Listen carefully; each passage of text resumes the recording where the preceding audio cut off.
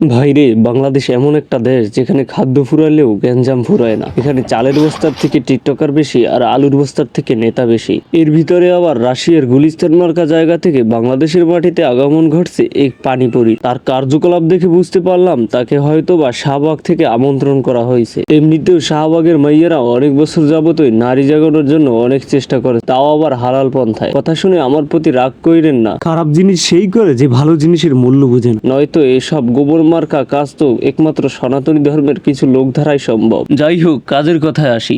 এই মেয়ের নাম নাকি মনিকা কবির। ইনি নাকি রাশিয়ার পাবলিক। আমার তো কোনো মতেই বিশ্বাস হইতেছে না, কারণ রাশিয়ার সভ্যতা যে এত উন্নত তার ধারণা ছিল না। অবশ্যই এরকম করাটা তার স্বাভাবিক, কারণ তার বাবা নাকি ইন্ডিয়ান। ট্রেনে ঝুলমি খাওয়া, যাত্রীর কোলে বসা, ধারণা করেই বয়স্ক ব্যক্তির উপর হাত তোলা। আপনারাই বলেন, এগুলো কোনো সুস্থ ব্রেনের মেয়ের দ্বারা হতে পারে? অবশ্যই এরকম ব্রেন ছাড়া মেয়ে আমাদের বাংলাদেশে অ্যাভেলেবেল, কিন্তু তারপরেও রোজার জন্য একটু উৎপাত কমছে। সবকিছু ঘাইটে যা বুঝতে পারলাম, এই মেয়ের এইরকম আচরণের কারণ একটাই হইতে পারে। সেইটা হলো রোজার কারণে আমগো দেশের পোলাপাইনের মধ্যে যে শয়তানটা একটু ঠান্ডা হয়েছে, ওই শয়তানটারে জাগ্রত করা। আর এই মাইয়া তাতে সফল। প্রায় সফল বলার কারণ, এত আকাম করা সত্ত্বেও আমাদের দেশের 70% মেয়ে এবং 50% ছেলে তার পক্ষেই আছে। তা প্রত্যেকটা পোস্টের কমেন্ট দেখলেই বোঝা যায়।